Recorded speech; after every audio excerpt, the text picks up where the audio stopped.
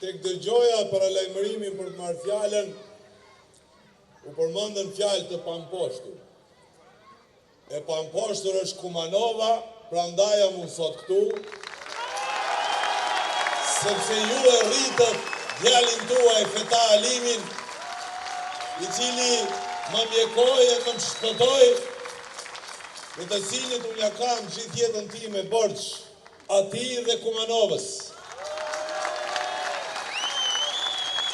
E Kumanova është kala dhe kur është aty, të mbrojtur janë shqiptarët.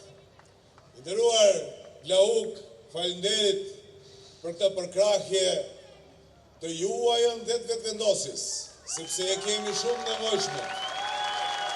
Dhe bëjt fala Albinit se ne nuk do ta keqpërdorim kur përkrahjen që e jepni ju, shqiptarët në përgjithësi, në Kosovë, në Shqipëri, e sidomos shqiptarët tu në Maqedoninë e Veriut. Mjeku im, Afrim, urime fitoria dhe natyrisht Bujarja do të bëhet deputete patjetër. Isli, faleminderit që je këtu sonte me ne, se të çdo herë që je aty, ku e kanë dash, ku është dash nevoja që ti jesh me shqiptarët, me rini, duke kuvenduar dhe duke bërë thirrje të vazhdueshme që të bashkohemi, e pra ta krijojmë kënaqësinë tani në këtë moshë që unë dhe Afrimi të bëhemi bashkë e t'i bëjmë bashkë gjithë shqiptarët. Afrim, ne në këto zgjedhje natyrisht që do të dalim, do të ngadhnjejmë, sepse fitoren do e sjellin shqiptarët dhe ne vetëm duhet ta udhëheqim të fitore bashkarisht. E kur i ndam listat, e vendosëm ne si Aleancë për shqiptarët, do t'i japim bashkërrugtar dhe njerëz krahëteje më të mirët prej nesh. Bujarën, por sidomos profesor Elmi Azirin, i cili është nderi dhe krenaria e jonë, por edhe Kumanovës, kuptohet. Jemi para një momenti të rëndësishëm, fuqi absolute në dorën tuaj për të votuar dhe për të sjellë ndryshimin më 15 korrik. Ndryshim ka shumë i pritur, të cilin ne e presim të gjithë si shqiptar. Kuptohet që zhvillohet një situatë e pakëndshme për ne. Ne shfrytëzojmë rastin që t'ju bëjmë apel vëllezërve dhe motrave tona dhe t'ju themi shumë qartë, pas një dilemë. Ne vim me paqë, ne vim fisnik ashtu si janë shqiptarët, ne vim për t'ju bërë më të lirë dhe mos u friksoni dhe ju gënjen të gjithë ato që thonë që Aleanca për shqiptarët dhe Alternativa do t'i nxjerrë për punën ndonjë shqiptar. Nuk ka përdodh. Përcillni këtë mesazh të gjithë shqiptarët të cilët mundohen që t'i friksojnë. Natyrisht, ne jemi shumë vetëdijshëm që ju kur ta jepni përkrahjen këtij koalicioni për kryeministrat shqiptarëve do t'na keni zgjedh. Dhe ne këtë vot tuajën do ta shfrytëzojmë për të mirën tuaj. Kjo votë e juaja do t'jetë motivi që ne do t'jemi aty për të mbrojtur çdo para dhe tatim të cilin e paguajnë shqiptarët. Çdo mund të cilët shqiptarët e kanë dhënë këto vite.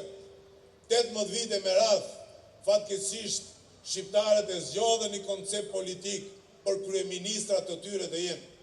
Ata nuk ishin krye të detyrës dhe ata nuk kam se dalin tani me ofertat rreshme të cilët do të shërbenin vetëm si mbulesë i diskriminimit, vetëm si mbulesë i mungesës së perspektivës dhe zhvillimit ekonomik, vetëm si mbulesë e eksploatimit dhe shtypjes që i bëhet shqiptarit. Do duhet ta themi patjetër zëshëm dhe qartë. Shqiptarëve BDI-s më saktë nuk i kanë munguar pozicionet politike. Ajo që atyre u ka munguar natyrisht që ka qenë forma se si i kanë ushtruar këto ministri. E kur kam pas Ministrinë e Drejtësisë, e tha Zeka, proceset e montuara politike ndaj shqiptarëve ishin më tepër të shprehura.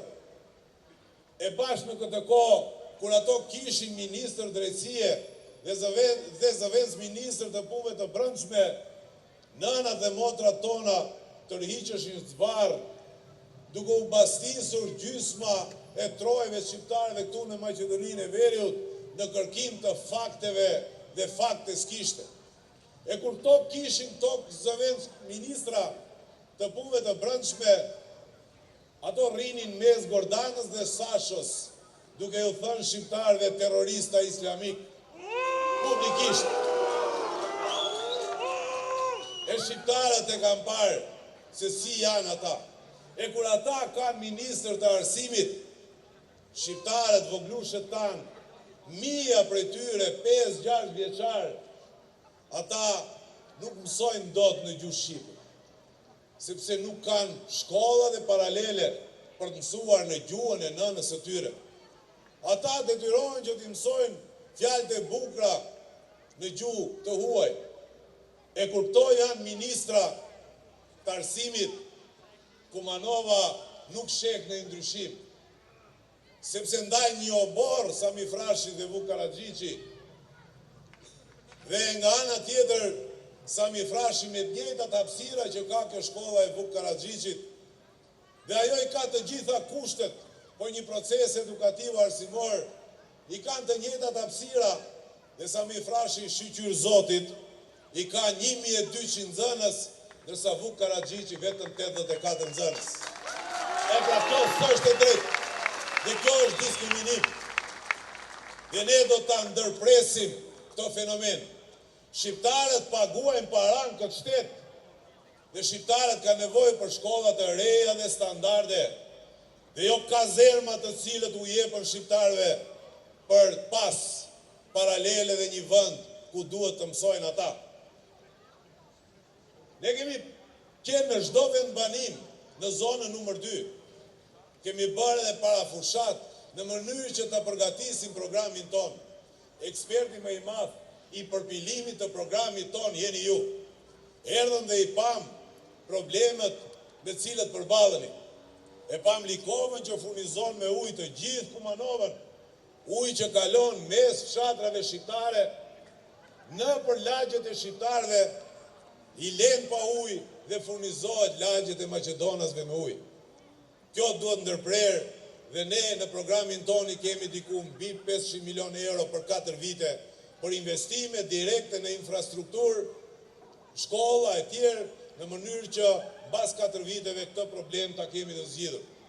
Erdhëm edhe i pam punët e atyre të cilët para ca vitesh shqiptarët ju besuan dhe u dhanë vot në mënyrë që të argëzojnë një të keqe dhe një regjim në emër të një koncepti të rreshëm shoqërie për bashkët për gjithë.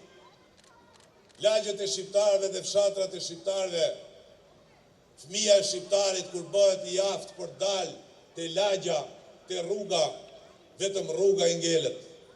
Vetëm rrugën e ka ai kur është 5-6 vjeçar, vetëm rrugën e ka kur bëhet adoleshent, vetëm rrugën e ka kur bëhet rinist, dhe vetëm rrugën e ka edhe kur krijon familje dhe duhet të ushqej fëmijë. Pa çerdhe, pa pallat kulture, pa fusha sporti dhe me një njënqeshje të turpshme nga kryeministri teknik i tanishëm dhe aso kohë ministri i punëve të brendshme ki shkuën lagjën e trimave që ka nevojë për gjithë ato institucione të cilët i përmenda dhe kishte bërë investimin e madh. 10 metër katror pllaka bekatoni dhe vetëm një ulse gjoja për kënd lojrash në një hapësirë ku ka vende dhe për fusha sporti në mënyrë që të rrisim rinj të shëndosh. Mos keni asnjë dilemë vëllezër. E kemi dëgjuar të argumentimet që janë përdorur edhe nga disa vëllezër tanë dhe motra tona, të cilët e kanë dhënë për krahin, arsyetimi ka qenë që të argëzojnë BDI-n. Nuk gëzohet BDI-a duke e për krah LSDM-n. BDI-a do shkojë në opozitë duke dhënë votën Aleancës për Shqiptarët dhe Alternativës, e ju keni nderin që këto votë e jepni Afrin Gashit, Elmia Zirit, Safijës dhe Bujarës.